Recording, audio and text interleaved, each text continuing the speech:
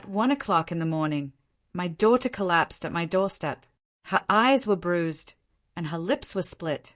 Sobbing, she confessed, "My husband hit me because of his mistress."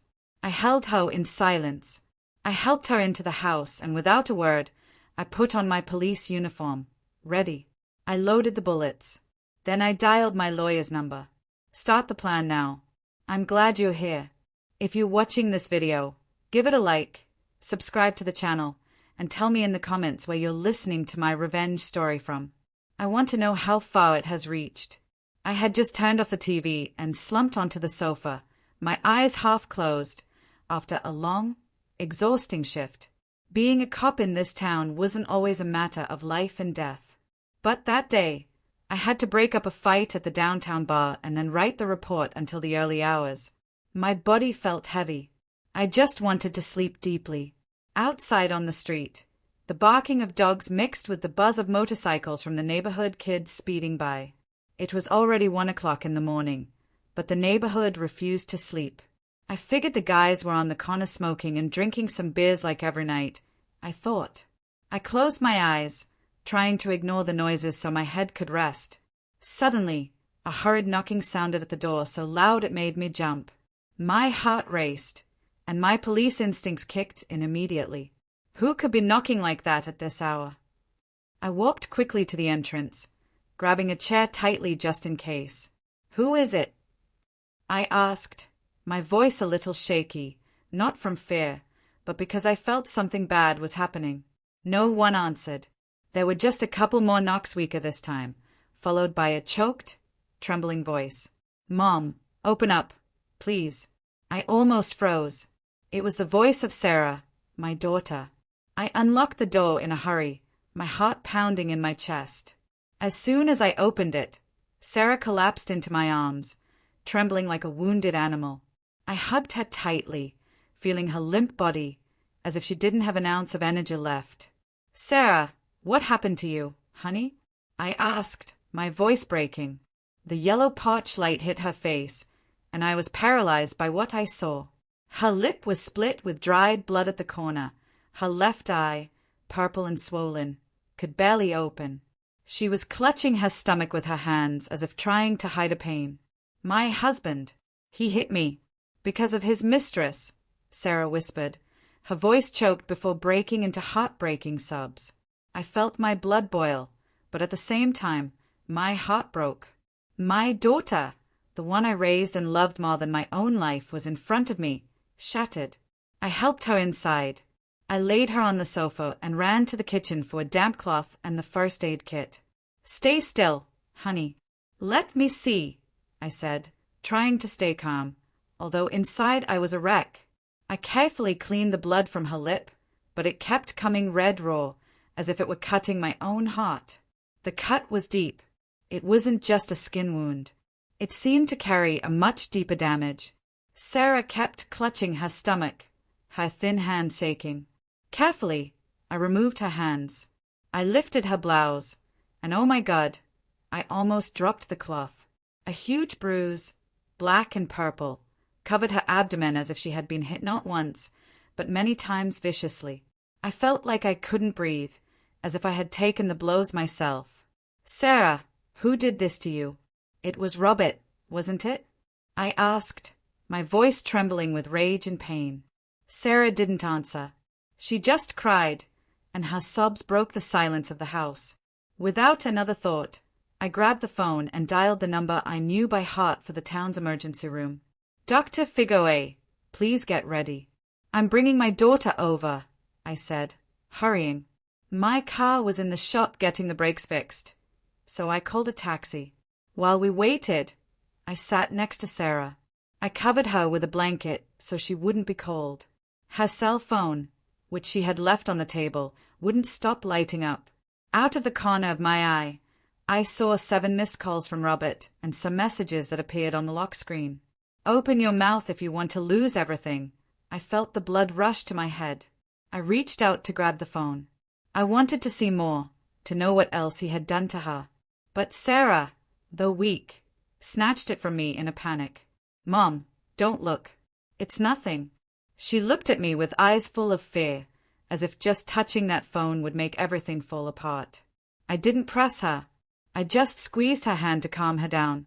"I'm here, honey. Nothing is going to happen to you."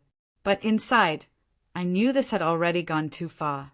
When the taxi arrived, I helped Sarah get in, supporting her with one arm while clumsily carrying a bag with the other. On the way to the hospital, Sarah was hunched over her head, resting on my shoulder, repeating over and over, "Forgive me, Mom. I didn't want to bother you at this hour, but I couldn't take it anymore. I had to run here." Every word she said was like a stab in my heart. I was her mother. I had promised to protect her all her life, and now she had to come find me in the middle of the night, broken by the man I once trusted. The taxi stopped in front of the hospital where the cold white light of a neon sign illuminated the words "emergency room." I helped Sarah get out my daughter, who could barely stand. Her body was still shaking, and she was clutching her stomach as if holding on to her last bit of strength. I squeezed her hand, trying to hide how my own heart was racing. "I'm here. Don't be afraid," I whispered, though I was terrified too. Dr. Letitia Figoe, who was on duty, was already waiting for us at the door. She looked at Sarah, then at me with a worried expression, but said nothing. She just motioned for a nurse to take my daughter to an examination room. I followed, my feet feeling as heavy as lead. When the nurse took off Sarah's thin jacket, I almost gasped. Besides the bruises on her face, her shoulders and wrists were covered in marks of cruelty, purple and reddish bruises like silent accusations. I stood there motionless, holding onto the edge of a table containing the rage that was burning inside me. "What did this bastard do to you?" I thought, but I didn't dare say it out loud for fear that Sarah would start crying again. Dr. Figueroa carefully noted each injury, her face serious. "We need to do an X-ray to see if she has any fractured ribs," she said, her voice grave but firm.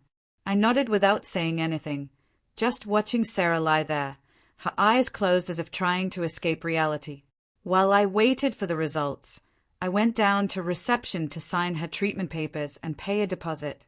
My cell phone wouldn't stop vibrating. An unknown number appeared on the screen. I recognized it immediately. If someone was calling at this hour, right after Sarah arrived at my house, it could only be Robert. Rage surged through me, and I hung up without even answering. He didn't deserve to talk to me, not after what he had done. When I returned to the room, Sarah had fallen into a light sleep, probably from exhaustion. I pulled the blanket up my hands, still shaking. Seeing her face, I remembered the Sarah from before, the cheerful little girl who used to run after me in the yard, shouting, "Mom, look at me." Now that smile was gone, replaced by wounds and fear. I sat by the bed, watching her sleep, my heart in pieces. I was her mother. I had promised to protect her, and I had let her fall into the hands of a guy like Robert. I blamed myself, but at the same time, a flame of determination began to burn within me. I couldn't let my daughter continue to suffer. Never again. After they put her on N4 and she was stable, I took Sarah home. I made her a glass of warm milk, left it by her bed, and closed the door quietly, making sure she was asleep. It was almost dawn. A faint light filtered through the window. I went out to the porch to tidy up a bit, and I saw Miss Camila, the neighbor, across the street, sweeping her yard. When she saw me, she hurried over. Her voice rushed. "Did something happen at your house last night, Elizabeth?" I heard knocking on the door and some crying. I sighed and briefly told her that Sarah had been beaten by her husband, that he had kicked her out of the house, and she had to take refuge here in the middle of the night.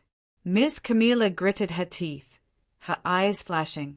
How dare he treat his wife like that? That man has no shame. I nodded, saying no more, but I felt I had an ally. Suddenly, I remembered that Miss Camila had a camera at her entrance. "Hey, Miss Camilla, could your camera have recorded anything last night?" I asked. She nodded immediately, opened the app on her phone, and showed me the video. I recorded the scene on my phone of Sarah at my door, knocking desperately, her faint cries echoing in the night. Seeing that image made my heart ache all over again, but at the same time, I knew it would be a key piece of evidence. I took Miss Camilla's hand and thanked her from the bottom of my soul. She just patted my hand and said firmly, "Don't forget to get justice for that girl. I trust you can do it." I went into my bedroom, opened the closet, and looked at my police uniform hanging impeccably.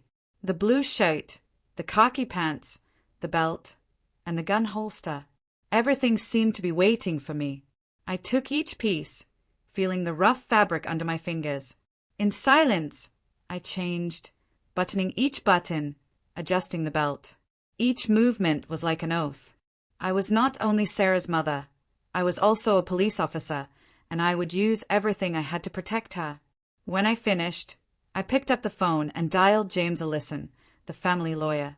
His voice sounded sleepy on the other end. "Hello?" I was brief. "James, start the plan right now." He was silent for a moment and then asked, "Elizabeth, are you sure?" I answered without a second of hesitation. "Completely. Get ready." I hung up and went to the living room. I took my digital camera out of a drawer. I approached the bed where Sarah was sleeping, carefully removed the blanket, and started photographing each of her injuries. The split lip, the bruised eye, the bruise on her stomach. Every time the flash went off, I felt I was not only documenting the physical wounds, but also the deep damage to her soul. When I finished, I sat at the dining room table and spread out all the papers and the USB drive with the video from Miss Camilla's house. I connected the drive to my laptop and carefully backed everything up. Sitting there watching the screen light up, I knew that from that moment on, there was no turning back. I had entered a war not just for Sarah, but for the justice I had sworn to uphold. By the time I finished backing up the video from Miss Camilla's camera, the clock read 8 in the morning. Sarah was still fast asleep in bed, her face swollen and her lips dry and cracked as if she couldn't escape the pain even in her dreams. I quietly went into the kitchen and made a bowl of chicken soup. The smell of onion and herbs filled the air. I brought the tray to her bed and woke her up gently. She opened her eyes, her gaze tired, and was surprised to see me there dressed in my police uniform. "Mom," she murmured, then shook her head. "I'm not hungry." I sat beside her, trying to make my voice as gentle as possible. To be strong and move forward, you have to eat. Sarah looked at me, her eyes watery, and reluctantly took the spoon, swallowing with difficulty. Seeing her like this squeezed my heart. Just a few years ago, Sarah was a radiant young woman, always smiling, filling the house with joy. Now she was here, broken a shadow of her former self. I decided to take her back to the hospital for another checkup. The bruise on her stomach worried me. Dr. Letitia Figoe received us in the emergency room, her face serious, but without saying much. She ordered a CT scan to make sure there was no internal bleeding. While we waited for the results, I sat in the waiting room, took out my laptop, and connected the USB drive. The video appeared on the screen. At 1:02 in the morning, Sarah was at my front door knocking desperately, her muffled sobs echoing through the microphone. Seeing that image made my heart ache again, as if I were reliving that night. I copied the video to an external hard drive, password protected it, taking care of every detail. I knew what I was doing was not just to protect Sarah, but to build a wall of evidence against Robert. Just then, Sarah's cell phone rang. The screen read, "Robert Mendes." I felt my heart stop. I grabbed the phone before Sarah could react and turned it off immediately. Sarah looked at me terrified. "Mom, if he finds out I talked, he won't leave me alone." Her voice trembled as if the mere mention of his name plunged her into darkness. I squeezed her hand tightly, trying to calm her. "I'm here, sweetheart. Nothing is going to happen to you." But I said no more. I just looked at the clock in silence. It was almost 10 o'clock in the morning. I took the SIM card out of Sarah's phone and put in another one I had ready. I didn't want him to find her. I didn't want him to have the chance to threaten her again. The CT scan results came back a few minutes later, confirming that Sarah had several severe soft tissue contusions, but luckily no internal bleeding. I let out a breath, but the relief was momentary. The wounds on Sarah's body would heal, but the ones in her soul I knew would need much more time. I took her home and called James Allison, the lawyer. I have the medical records and the video from the neighbor's camera, I told him bluntly. He scheduled a meeting at his office in the afternoon to gather the evidence. Meanwhile, Ms. Camila came over with a pot of still hot chicken broth. "This is for Sarah to get her strength back," she said with her warm voice. "If you need a witness, count on me." I looked at her, feeling her sincere support, and my heart felt a little stronger. In the afternoon, Sarah tried to rest, but she would wake up startled from nightmares. I sat by her side, trying to calm her, but she just babbled fearfully. Robert pushed me and Denise. She was in a corner mocking me. Hearing that, I felt the blood rush to my head. "Who is Denise?" I asked, my voice shaking with rage. Sarah told me in a weak voice that Denise was Robert's mistress, that she had come to the house several times, shamelessly, showing off, provoking Robert to take it out on her. Her story was like a knife in my heart. I had eaten at the same table as Robert. I had thought he was a decent man who would take care of my daughter, and now it turned out he was not only cheating on her, but letting another woman humiliate her in her own home. Sitting by the bed, I took out my cell phone and took close-up pictures of the bruises on Sarah's wrists, including the watch to show the exact time. With every picture I took, I felt I was not only documenting the physical wounds, but also the pain my daughter carried. I knew these photos would be evidence, but they were also a reminder of what I had to do to protect her. In the afternoon, I took Sarah to James's office with a portfolio containing all the evidence I had gathered. He opened it and laid everything on the table. The photos of the injuries, the medical report, and the video on the USB. James nodded, his voice firm. "This is a pretty solid foundation. Now we just need to prove public adultery, and he'll have nowhere to run." I gripped the handle of my purse, knowing perfectly well what my next step was. I was no longer just a grieving mother. I was a cop, and I would use everything I had to make Robert pay. That night, I didn't take Sarah to my house. I didn't want her to be in a place where Robert could find her. Instead, I left her at Miss Camila's house, my trusted neighbor. She opened her doors for her to stay the night and promised to keep a close eye on her. I returned home alone, my heart heavy. I took off my police uniform and put on an old jacket and jeans, trying to look like an ordinary person and not an officer looking for evidence. I took the digital camera out of the drawer, checked the battery and memory card, and left in my old car. Every tang of the tires reminded me that I was entering a war not just for Sarah, but for the justice I had sworn to uphold. I parked the car in a dark alley near the Arch Spa, the place Sarah had told me Robert frequented. The neon light from the place lit up a piece of the street. I sat in the car, hunched down, camera in hand, waiting. Around 8 p.m., Robert's silver truck appeared, its headlights sweeping the alley. My heart raced, but I remained calm and turned on the camera. Ready. A few minutes later, a woman came out from the corner. She was wearing a tight red dress. Her lips painted a deep color and a cigarette in her hand. She walked with a provocative confidence. I recognized her immediately. It was Denise Salgado, the woman Sarah had told me about, Robert's mistress, the one who had made my daughter suffer. Robert turned off the engine, got out, and opened the door for Denise, wrapping his arm around her waist with familiarity. Seeing him, I felt my blood boil. He, the one who had sat down to eat in my house, the one who had called me mother-in-law, was now embracing another woman while my daughter was in a bed full of bruises. I snapped picture after picture. The neon light from the bar clearly illuminated their faces. Each photo was like a stab, but also another piece in the puzzle I was putting together to unmask him. I followed them from a distance to a small hotel with a flashing red light sign. I didn't get close, just stayed far away and took a couple more photos of them entering the lobby hand in hand. Then I went around to the parking lot and took a picture of Robert's truck license plate, making sure a nearby digital clock showed the time. Each photo was a bullet, and I knew I had what would leave him with no escape. When I got home, I opened my laptop and moved all the photos to a special password-protected folder. I called James, the lawyer, with a determination I couldn't hide. "I have the photos of his infidelity. You can see their faces. You can see the car's license plate. James responded with a firm voice. Excellent, Elizabeth. Keep them safe. Don't let him know you have them.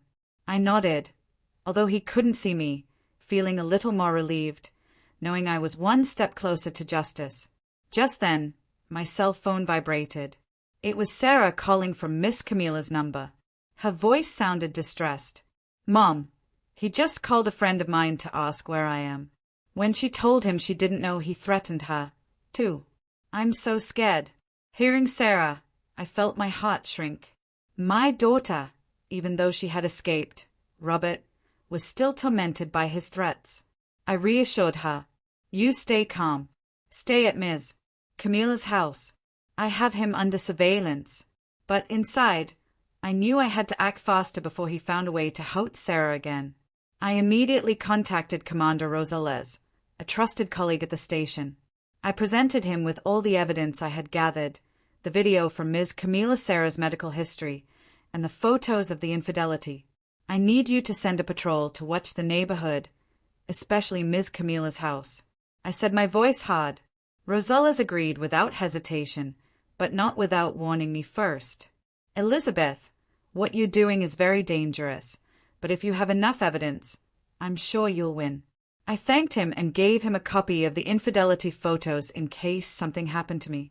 That night, I couldn't sleep a wink. I sat at the dining room table, organizing all the data into files, proof of the injuries, the camera video, and the photos of the infidelity. Each file was like an accusation, one more step to bring Robert to light. But in my heart, I couldn't shake the pain. I had once considered him a son. I had believed he would protect Sarah. And now, not only had he betrayed her, but he had dared to raise a hand to her to threaten her all for another woman. That pain like a deep cut hurt me every time I thought about Sarah's bruises. The next morning, I took Sarah to Anas Quiroga, a psychologist James had recommended. Sarah needed help to overcome the trauma of the days of abuse. I stayed in the waiting room, my heart heavy. Watching my daughter walk into the office, walking slowly with her shoulders slumped, was like a stone in my chest. I, who thought I was a strong mother, a tough cop, had not been able to protect her from the man I trusted. That pain like a deep cut hurt me every time I remembered Sarah's bruised face. While I was sitting there, my phone vibrated. It was Romero Alcazar, the head of the Public Property Registry, whom I knew from some previous dealings. His voice sounded grave and a little rushed. Mrs. Arriaga, it's not wise to talk much on the phone, but I just saw your name and your daughter's on a land transfer file. Something strange. If you have time, you should come by. I frowned, not understanding what he was talking about. Sarah and I hadn't done any transfer paperwork, but a bad feeling made me get up immediately. I told Anais I would be back for Sarah later. When I arrived at the public registry, Romero motioned for me to enter his office. He opened a file, frowning. There's something strange here. This land was transferred to a Denise Salgado last week, but since he didn't call me to confirm, I found it odd. I froze. I felt my blood run cold. It can't be, I exclaimed. My voice choked. Sarah and I never signed anything. Romero shook his head and handed me the file. The signatures are here with your name and your daughter's, and the transaction is already filed. I took the paper and saw shaky signatures which looked nothing like ours. I immediately asked, who came to deliver these papers? Romero replied in a low voice. The employee told me it was your son-in-law, Robert. He said you had asked him to handle it because you were busy. Hearing that, I felt my blood boil. Robert had not only hit Sarah, not only cheated on her, but he had dared to forge our signatures to steal the land, my father's inheritance, what my family had cared for years. I tried to stay calm and asked Romero for a photocopy of the file. He sighed. Someone from Inhesholi helped him with the paperwork. Before I left, he whispered, Elizabeth, this is dangerous. Be careful that no one in the office knows I told you. I nodded, thanked him, and promised not to betray him. But inside, I felt like I was walking on pins and needles. Robert was not just a violent man. He was a manipulator, willing to do anything to get his way. In the afternoon, I went to pick up Sarah from her therapy. She looked tired, but her gaze was no longer one of panic. I took her directly to Lawyer James's office with the photocopy of the forged papers. James reviewed them carefully, tapping the table with his fingers, and said firmly, "This is the final nail in the coffin. Now we also have proof of fraud, enough for him to have no escape." Sarah, sitting next to me, listened in silence, but her eyes filled with tears. "Mom, he dared to forge the signatures to steal Grandpa's land," she said with a trembling voice, both pained and indignant. I took her hand and squeezed it, trying to give her some strength, but I was also fighting my own pain. That land was not just a property. It was a memory. It was my father's sweat, something our family had cared for generations, and Robert had dared to trample all over it just for his ambition and his betrayal. That night, I met with Commander Rosales and gave him the copy of the fake papers. He nodded, his gaze serious. "Your evidence is very solid. I assure you, he won't get away." I thanked him, but I still had a weight on my heart. When I got home, I locked all the documents in the small safe in my bedroom. The clock showed almost midnight, but I wasn't sleepy at all. I sat in the dark thinking about Robert, about what he had done to Sarah, to our family. That pain, like a slow fire, burned and drove me at the same time. I knew the time had come to face him directly. There was no other option. On Saturday morning, I left Sarah at Miss Camilla's house, the safest place for her at that moment. Commander Rosales had someone watching outside, and I knew she would be protected, but my heart was not at ease. I put on civilian clothes, an old jacket and jeans. But I hid a file in my bag with the evidence I had carefully prepared. The photos of Sarah's injuries, the video from the neighbor's camera, the hospital report, and the photocopy of the fake land papers. I drove my old car to Robert's pawn shop, the place where he did his business, and flaunted his power in town. Every tang of the tires reminded me that this was not a simple trip, but an inevitable confrontation. The pawn shop was open.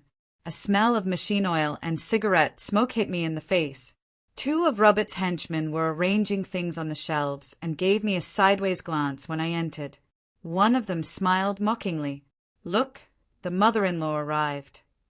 I ignored them and walked straight to the back office where Robert was sitting, counting money with stacks of dollar bills piled on a wooden desk. He looked up and gave a fake smile. "What's up, police mother-in-law? Are you so unoccupied that you have time to visit your son-in-law?" His voice was loaded with sarcasm, but I paid him no mind. I hadn't come to argue or chat. I put the file on this desk. Each page was like an accusation.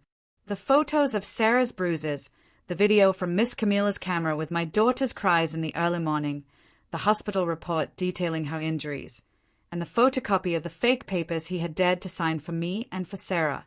Robert glanced at them. His face changed for an instant, but he quickly regained his air of confidence, hiding it with a contemptuous smile. "And what about these little papers? I have better lawyers than you." I looked him in the eyes, my voice cold. "I didn't come to argue with you. If you want to see who's right, we'll see each other in court."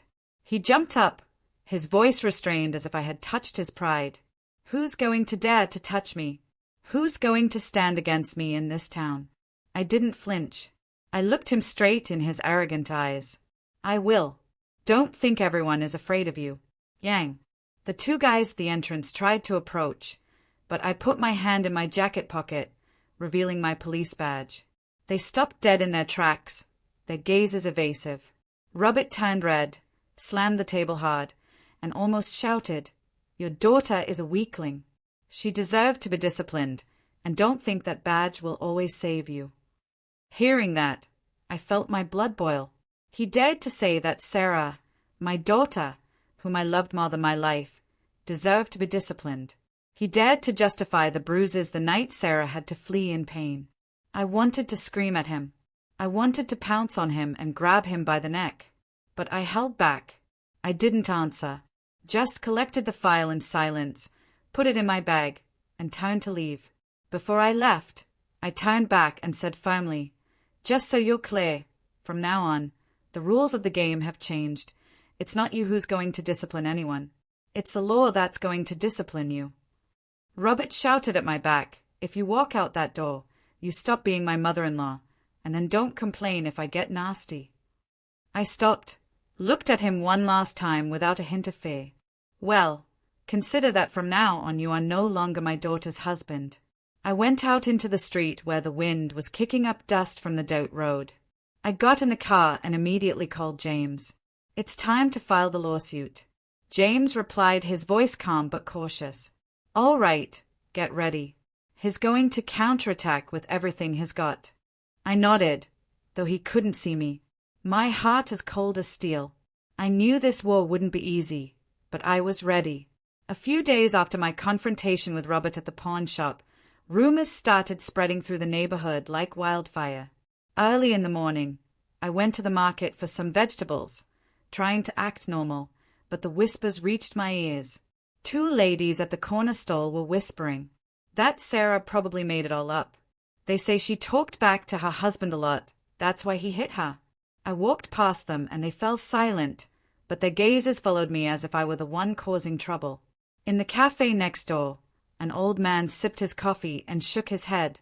"Elizabeth is now using her badge to screw over her son-in-law." Hearing that, it felt like a dagger in my chest. These people who greeted me every morning, who smiled at Sarah when she was a child, now so easily believed Robert's lies. I lowered my head and quickened my pace, trying not to let them see my eyes, is welling up with tears. At noon, James called me to his office. He placed a stack of papers in front of me, his voice grave. "Robert just hired Hector Valdivia, a lawyer from Mexico City. He filed a counter. He says Sarah made everything up to extort him and that you're abusing your authority as a police officer." I took the lawsuit. I saw Valdivia's signature in blue ink, still fresh. The words on the paper were like direct accusations against Sarah and me, as if we were the bad guys, the ones trying to ruin Robert's life. Sarah, sitting next to me, turned pale and said with a trembling voice, "Mom, he wants to make me out to be a liar." Seeing her, I felt my heart clench. Sarah, my sweet daughter, now had to endure not only the bruises on her body, but also the slander of the man she once loved. I took her hand and squeezed it, trying to give her some strength, but inside I felt an indescribable pain. I had thought this town where I was born and raised would be on our side, but now it seemed the whole world was turning its back on us. In the afternoon I took Sarah to Miss Camilla's house. As we passed through an alley, I saw Robert's two henchmen standing there smoking, staring at us. One of them lifted his chin and said sarcastically, "Be careful. People around here believe Robert more than you." I didn't answer, just squeezed Sarah's hand and got her into the house. But those words were like stones thrown at my heart, making me feel more alone than ever. I immediately called Rosales to inform him of the threat. He promised to reinforce patrols at night, but his voice also sounded worried. "Elizabeth, be careful. That guy is trying everything to turn the situation around." I nodded and thanked him, but inside I knew I was walking a very dangerous path. That night, I went to the corner store to buy something to eat. The owner, an acquaintance of many years, took me to a corner and whispered, "Elizabeth, be careful. People are saying all over that you made everything up to take the land from your son-in-law." Hearing that, a chill ran down my spine. The people who had been my neighbors with whom I had shared stories now believed I was a schemer. I thanked her, tried to smile, but as I left the store, I felt the world was caving in on me. When I got home, I found an unmarked envelope slipped under the door inside a note in scribbled handwriting. "Shut up or you lose your daughter." I took the paper. My hands trembled, but not from fear. I was furious. Furious because Robert dared to threaten my daughter. Furious because the people around me were so easily manipulated. I carefully filed the note in the evidence file, knowing it would be another piece to unmask him. Late at night, I had an emergency meeting with James at his office. He saw the threatening note and nodded slightly. Good. The daintier he plays, the more he tangles himself up. But public opinion is on his side. We need a strong blow to change things. And the only one who can do that is Denise. Hearing James mention Denise, I felt a small light of hope ignite in the darkness.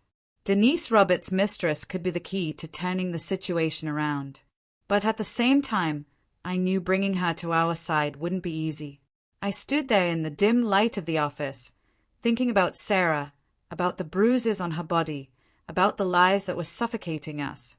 That pain, like a slow fire, burned and drove me at the same time. I was not going to let Robert win. I was not going to let his lies hide the truth. The day after the tense confrontation at the pawn shop, I found out that Denise used to frequent a small bar at the end of Hidalgo Street. I knew it was my chance to change the course of the game, to turn the tables on the hand Robert thought he had won. I put on a baggy jacket and a cap, trying to go unnoticed. When I entered the place, ranchera music was blasting. Cigarette smoke hung in the air, and the smell of beer and tequila mixed in the atmosphere. I chose a table in a dark corner, sat down, and kept my eyes on the door. I didn't want to be recognized. I didn't want any of Robert's people to see me before I could talk to Denise. Around 10 at night, she appeared. In a short, tight dress, her lips painted a deep red and a cocktail in her hand. She walked with a confidence that seemed forced. I looked at her and felt a mix of anger and pity. This was the woman who had contributed to my daughter's suffering, but at the same time, I knew she was also just a pawn in Robert's game. I took a deep breath, got up, and sat across from her. Denise raised an eyebrow, her voice defensive. "And who are you?" I didn't answer right away, just placed an envelope on the table in silence. Inside was a copy of the fake land papers Robert had schemed, along with a bank statement for Denise full of accumulated debts and the risk of foreclosure. I looked her in the eyes and said sharply, "I'm Robert's mother-in-law. If you stay on his side, you'll go down with him, but if you cooperate, you'll save yourself." Denise let out a mocking laugh, but it vanished from her face as soon as she opened the envelope and saw the papers. She turned pale. Her gaze faltered as she saw the forged signature on the transfer and the red numbers of her debts. I continued in a cold but firm voice. "The police commander already knows everything. As soon as the trial starts, you'll be called to testify for fraud, and you could even face a serious sentence. Is that what you want?" Denise was quiet for a long time. The hand holding her cocktail was trembling. She downed her drink in one gulp, as if to give herself courage, and then said in a shaky voice, "Robert promised me he'd give me a share of the land. He said everything would be fine, that I would have it all. But now I understand he just used me." Hearing her, I felt a bit of pity. Denise, though misguided, was another victim of Robert's manipulation. But I didn't let my emotions get the best of me. I looked at her intently. "You have one last chance to get out of this clean. Tell the truth at the trial. I will take that into account." Just then the bar door swung open and Robert's two henchmen walked in. They looked around and their eyes locked on me sitting with Denise. They approached with unfriendly faces. Without hesitation, I took my police badge out of my pocket and placed it on the table. "Want to try something? Go ahead." The dim light of the place shone on the badge, and the two guys stopped, slowly backing towards the door, their eyes still full of hatred. Denise was breathing heavily, pale as a sheet clinging to the edge of the table. I looked at her and said in a grave but determined voice, "See, Robert can't protect you. He's only going to drag you down with him." Denise bit her lip. Her eyes were torn between fear and determination. Finally, she nodded. "Okay, I'll testify, but you have to promise me I'll be safe." I didn't promise much. I just nodded. "If you do the right thing, I'll do everything I can." Dang. I immediately called Rosales, told him the situation, and asked him to get a secure apartment on the outskirts for Denise to hide in. Leaving the bar, I walked down the cold, dark street, the wind making me shiver, but inside I felt a great relief. I knew the battle had turned. Robert had just lost his most important piece. The morning of the trial, I woke up at 5 when the sky was still dark. I went to the kitchen and made a light chicken broth. The gentle aroma seemed to want to calm the tension that filled the house. I brought the tray to the bed where Sarah was still sleeping. Seeing her there, her face still a little swollen and her lips dry, squeezed my heart. I woke her gently, whispering, "Eat something, honey, so you'll have strength." Sarah opened her eyes, her gaze tired, but she nodded and sat up slowly. I helped her put on a long, light blue dress and put a thin scarf around her neck to cover the bruise that was still visible. I fixed her hair and said softly, "You don't have to hang your head anymore." Sarah looked at me, her eyes watery, but she didn't say anything. Just took my hand as if it were the only way to feel safe. Outside the house, Commander Rosales was already waiting for us with a patrol car. He greeted me with a nod. His look was serious but warm. "I've arranged an escort, Elizabeth. Everything will be fine today," he said. I thanked him, feeling a bit of relief knowing I wasn't alone.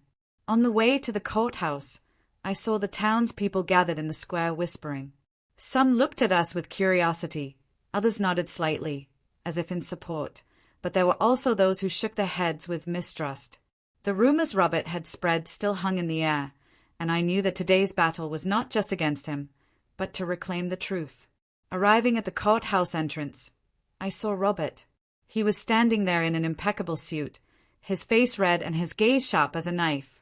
Beside him, the lawyer, Valdivia, seemed calm, but I knew he was tense. Denise was there, too, standing far from Robert, her arms crossed and her gaze distant. Seeing her, I remembered the night at the bar when I convinced her to switch sides, and I felt a spark of hope. But I knew today wouldn't be easy. I took Sarah's hand and led her into the courtroom. Inside, the place was packed. The old wooden benches creaked as people settled in. I saw Miss Camilla in the back row. She nodded at me encouragingly as if to say she would always be there supporting us.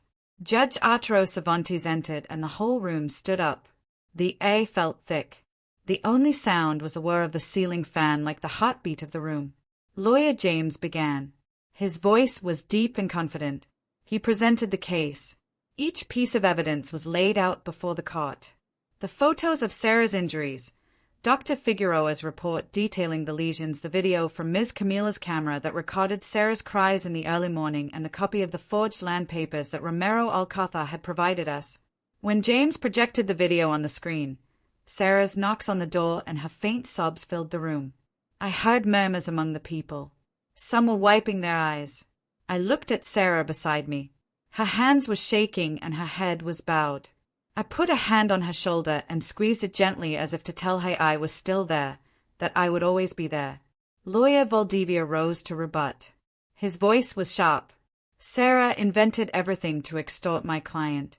Elizabeth Arriga abused her authority as a police officer to coerce and slander. Those words were like daggers in my heart.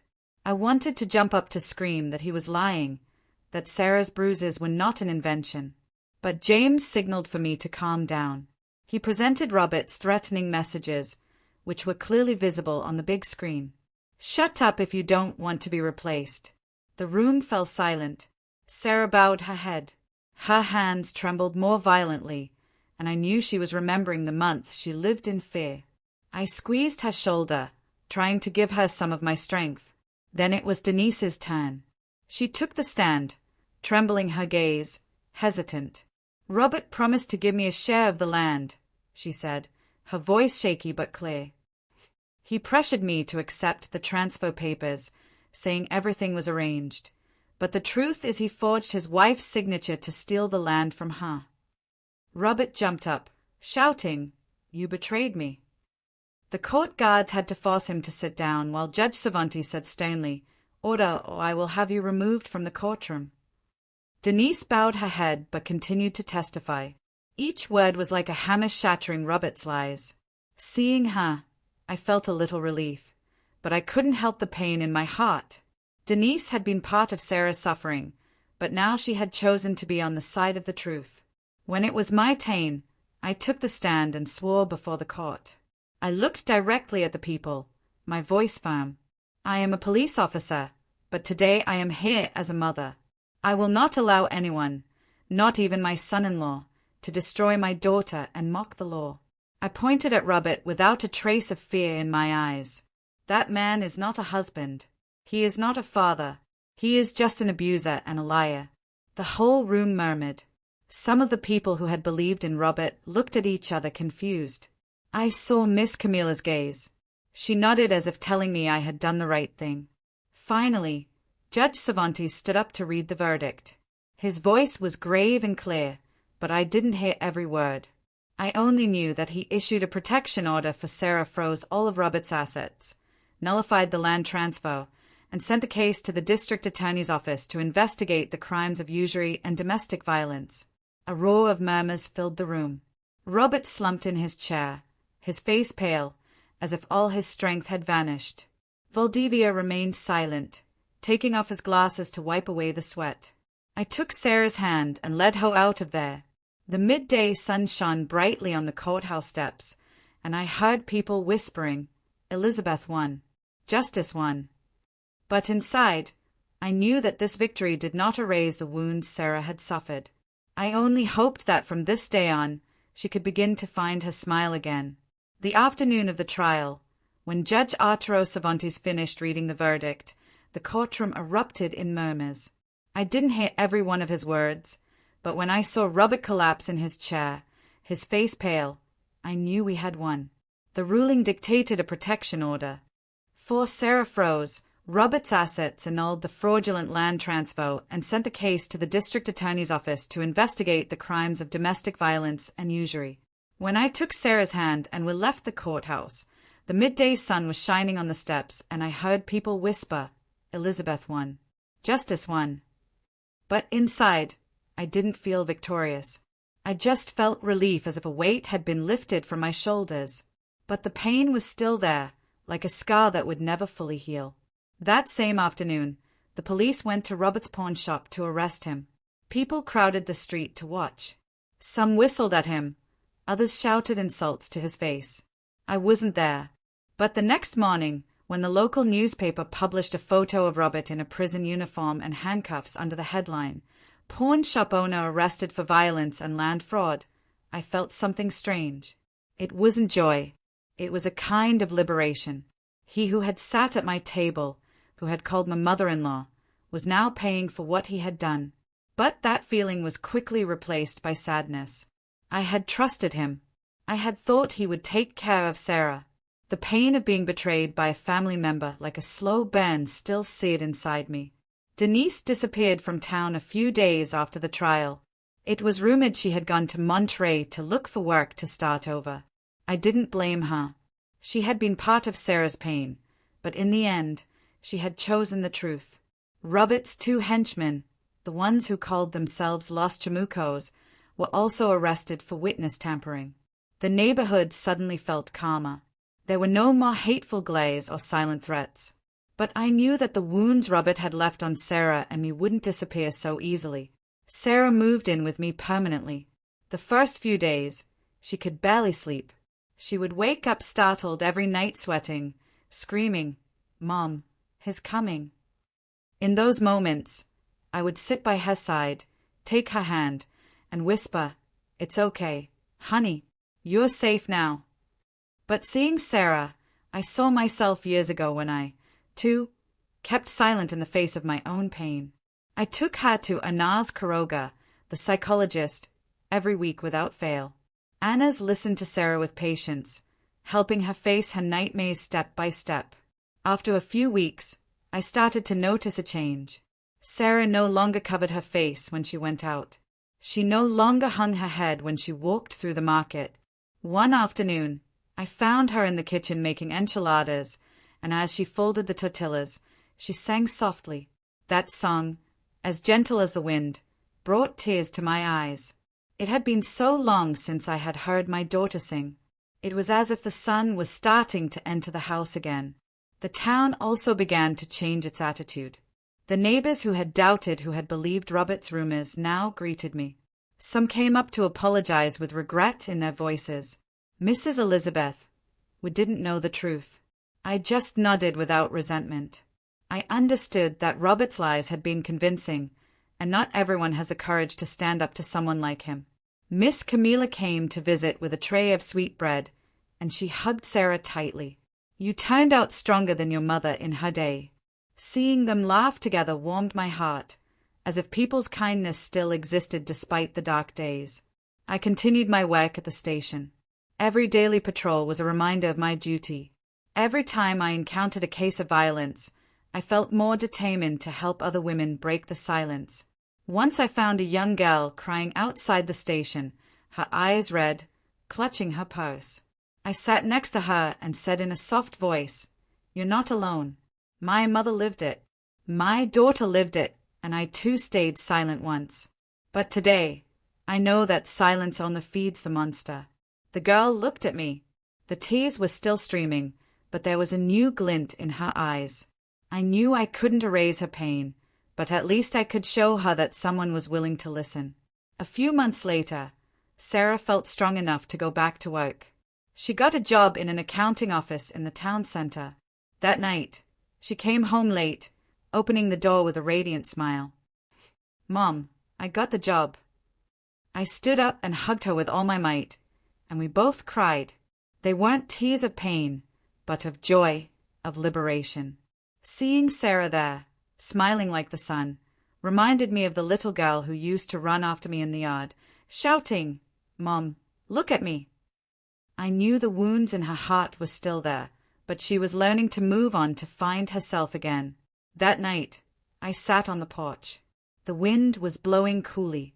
I remembered the night Sarah collapsed at my door, her face covered in bruises, telling me in a trembling voice what Robert had done to her. I remembered the months of struggle, the sleepless nights, the moments I thought I would break under the lies and mistrust of the entire town.